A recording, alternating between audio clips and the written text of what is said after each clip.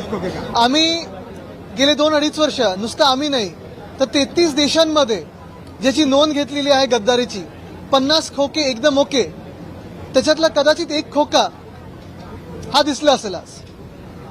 पण मला वाटतं सरळ सरळ हा जो व्हिडिओ घेतला आपण आणि ज्या कंपनीचे ते बनियन आणि चड्डी आहे त्यांनी दाखवलं की एवढे खोके मिळाल्यानंतर तुम्ही हेच बनियन घालू शकता, ती ऍडव्हर्टाइजमेंट चांगली होऊ शकेल त्या बनियन कंपनीची.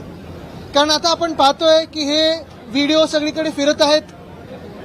परवा एक गद्दार आमदार मारामारी करताना, बुक्केबाजी करताना, आज एकतर खोकेसोबत बसले, म्हणजे त्या बॅगमध्ये काय आहे आता त्याचं बदलून बदलून सांगतील की नाही ते महात्मा गांधी छापलेलेच बनियन होते, बाकी काही नव्हतं त्याच्यात.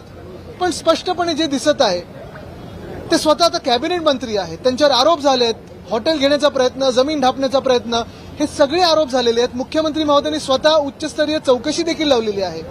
प्रश्न हाच आहे की ह्या गँगचे बॉस भ्रष्टनाथ मिंदे कारवाई करणार का? उत्तर मी तुम्हाला हे आज पण देऊ शकतो की ते कारवाई बिलकुल नाही करणार.